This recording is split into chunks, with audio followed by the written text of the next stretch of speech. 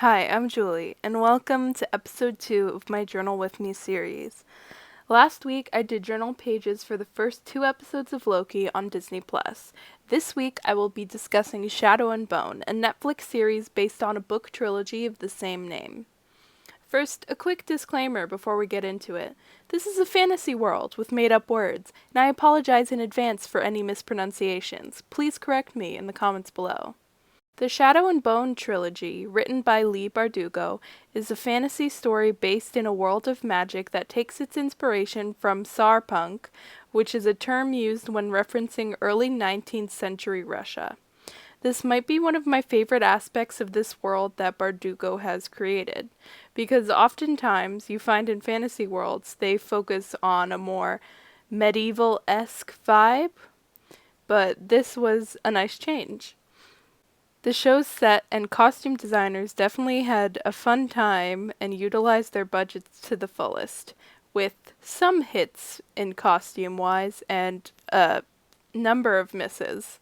Anyway, this world is centered around grisha, who are magic users with specific abilities. There are several categories of grisha. 1. Corporalki, the order of the living and the dead. In this category, we have healers, heart-renders, and tailors. Healers, as one might imagine, can heal people, closing wounds and mending bones and whatnot.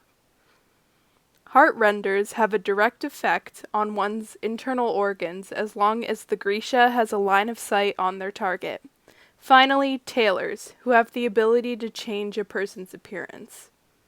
2. Materialki, the order of fabricators.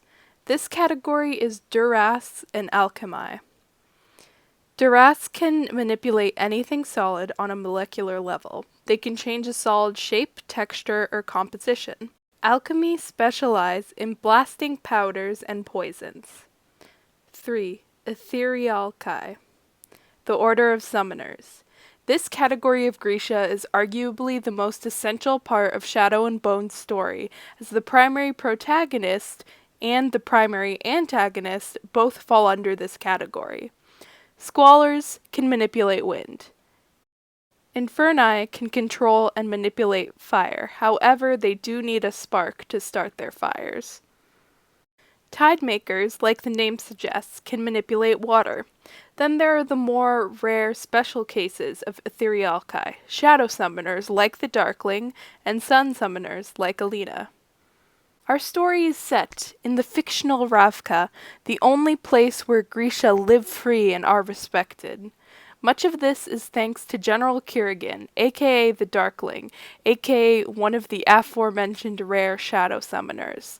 The Darkling leads the Second Army, the division of Ravka's army entirely composed of grisha. However, the story begins with Alina Starkov, who is an assistant cartographer in the First Army, which is the division composed of humans who are deemed more expendable than the Second Army. Alina is reunited with her childhood best friend, Mal Oretsev, who is the tracker in that same army. Mal gets chosen for a dangerous mission to cross the Fold, a dark shadowy divide swarming with monsters known as volcra. Alina, not wanting to be apart from her friend again, burns the army's maps, forcing leaders to assign cartographers to the mission as well. In the Fold, everything goes awry, and volcras begin to attack people and drag them off. When a volcra tries to take Alina, she unintentionally uses her powers, emitting a bright light that sends rumors flying when the survivors come out. It's revealed that Alina is a sun summoner and is hailed as a saint. Some people want to kill her, and others want to use her. It's a good time for her. Now that I've done something of an overview, I want to get into the meat of this video. I think one of the biggest reasons that I loved the show and rated it a 9.5 out of 10 is how character-driven the story was. A problem that I've dealt with as a writer and I've seen in shows, books, or movies is that the plot's there, and you're trying to conform characters, who are essentially wild animals, to this plot that you've already constructed. In Shadow and Bone, it feels like the story started as a premise, and then the creator simply followed the natural progression of these characters and their actions. They're all active characters that are doing stuff, instead of just reacting to stuff that happens to them. What I mean by that is that a lot of fantasy stories have a chosen one character, and those characters often end up losing their own agency within the role they've been placed. When a character has a preordained destiny, I find that they often stop being alive within the story and they're just kind of there, just going with the flow, doing whatever destiny has been foretold for them. And I wish I had a more articulate way of putting it, but the moral of the story is that Shadow and Bone has vibrant, rounded characters who actively pursue their goals. I'm not going to speak on the overarching story as much in this video because, as you can see, my journal pages focus a lot more on the individual characters, the 6 primary characters in the show. First we have Alina Starkov, our foretold chosen one. In the beginning of the show, Alina is quiet and more withdrawn. She grew up as an orphan, and with her upbringing she had a consistent reinforcement that she wasn't anything special. Not to mention the racism she faced being half Shu, which added to the negative perception of herself.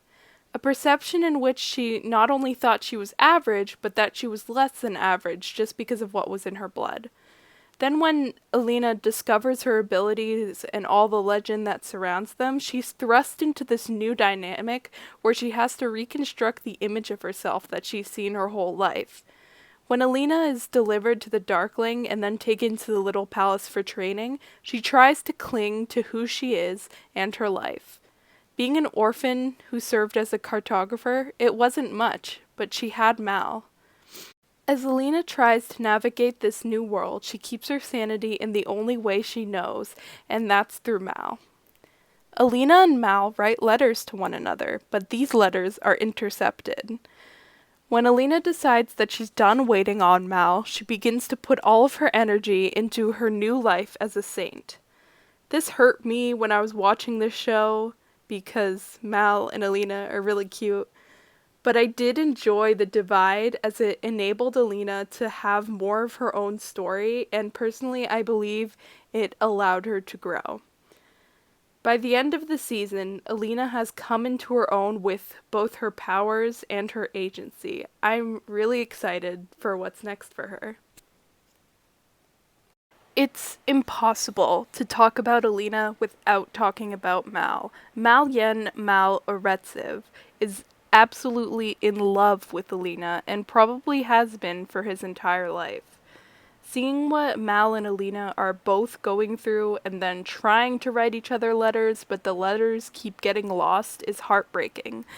The sad part is that Mal knows that Alina cares about him, but Alina doesn't really know how Mal feels about her.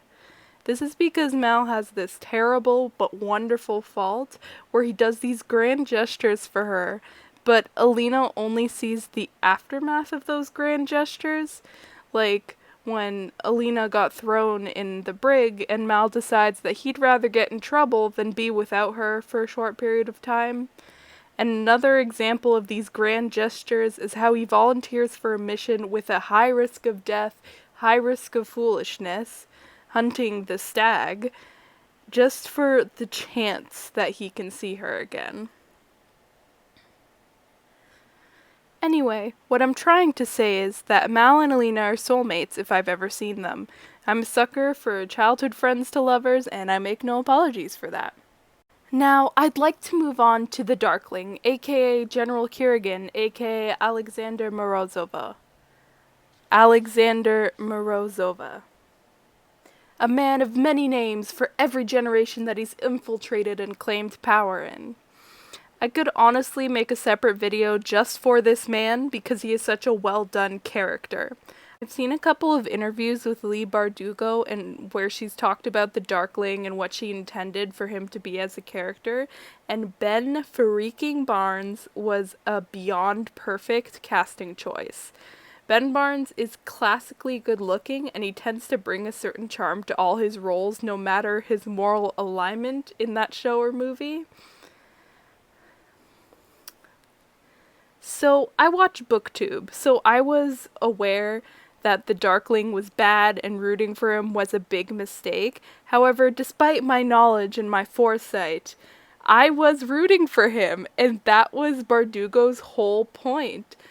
The Darkling is supposed to be charming and handsome and can spin any story to his favor. He doesn't have to constantly point out how much power or influence he has, because he just has that power. He doesn't need to flex it for anyone. And I get it, man. I get how this man has maintained power for centuries because he literally invented manipulation. And he is a brilliant character that I am obsessed with, but I don't believe that he deserves any kind of redemption arc. So anyway, we simp for Ben Barnes, but we don't simp for the Darkling, because they're two different people, and the Darkling is a bad man. Now we get into my very favorite characters that made me very aware of my bisexuality. The crows, our favorite criminals to love. We begin with Kaz Brecker, the leader of the crows, Dirty Hands, the bastard of the barrel, a man whose trauma forced him to be way too smart for his own good. I cannot even begin to express my love for this man who definitely has sociopathic tendencies. I also can't begin to express my love for Freddie Carter, who loves Kaz as much as the fandom does, and who delved into the books to flesh out Kaz so that his acting would be on another level, and it absolutely was.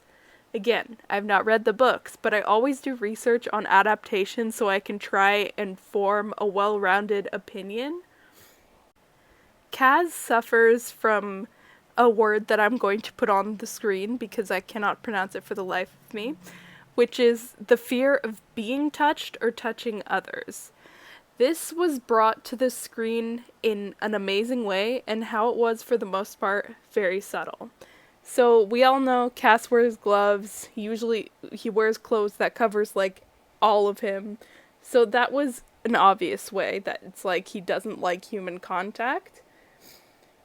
But I remember one scene in particular that stood out to me, and I can't remember the specifics of the scene, but the crows are spying on someone. They're lying on the ground. Jesper and Inej, the other crows, are kind of pressed up against each other, while there was a gap between Kaz and whoever he was lying next to. Not only was that telling of Kaz and his mental issue that wasn't verbally expressed, it was so telling of how his friends respected and cared for him to give him that space. In the show, Kaz did demonstrate a considerable ability to think on his feet and sort of like go with the flow. He thought stuff out, but when the plan went awry, like it inevitably did, he was ready to adapt. I can't help but think of a quote from the Arrowverse where Leo Snart, aka Captain Cold, said, "Make the plan, execute the plan, expect the plan to go off the rails, throw away the plan." I'm really looking forward to a potential Six of Crows spin-off where Kaz can show off how smart he actually is, because from what I know of the books, the show doesn't depict him as intelligent as he actually is. Though Kaz often seems cold and uncaring, willing to do dangerous things for nothing but the best outcome for him, he does have a little weak spot, that is his love for his friends.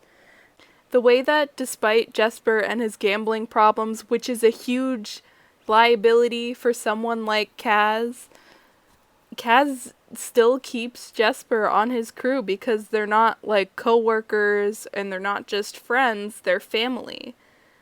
And then there's how Kaz feels about Inej.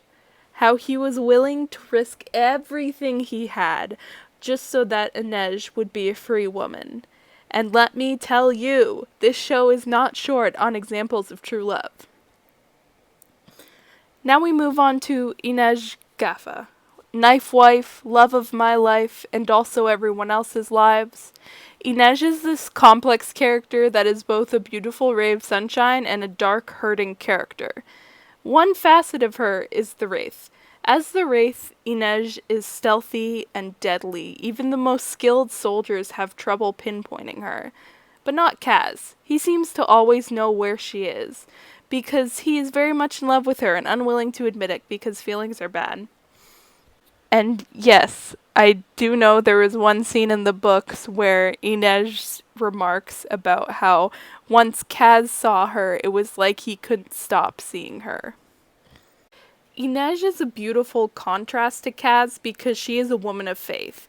Inej believes in something greater than herself. She's had trauma from a young age. Instead of a rejection of faith, she's clung on to her faith harder, despite ample evidence that said greater power doesn't seem to care for her at all. And due to Kaz's traumatic upbringing, he not only rejects the idea of faith, but he can't bring himself to believe in anyone but himself.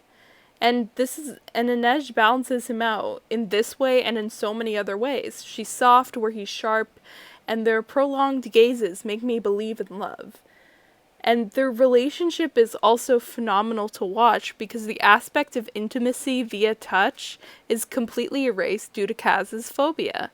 But still, the relationship is deeply romantic, so much so that the third partner of the Crows, Jesper Fahey, is a third wheel over the course of the whole show, and I kind of feel bad for him. And Jesper is an absolute delight that I hold very close to my heart. In a lot of his scenes, he provides comic relief, a contrast to how generally serious Kaz and Inej are.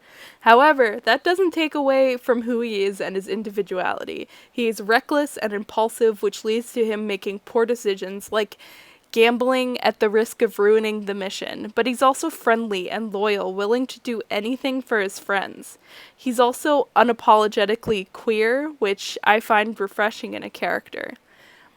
It's also nice that how his sexuality is represented is that it's not a big deal. It's just a part of him, and it's not presented in any weird way, which queer people know that queer sexualities are sometimes represented in really strange ways that are low-key fetishized. But Jesper, ah man, a queer icon. We could all learn something from him. And maybe I was just too high on how good-looking this cast was, but I loved all of these characters. I thought they were all interesting with a great potential for more, and I'm going to work on reading those books before season 2 hits next year, because I need to be educated. And if you've made it this far, thanks for watching. I will catch you all next week with my journal pages on Loki episodes 3 and 4, where I'll be doing a bit of a profile on Loki and Sylvie, where they compare and contrast as characters, and where I think their lives might have gone differently.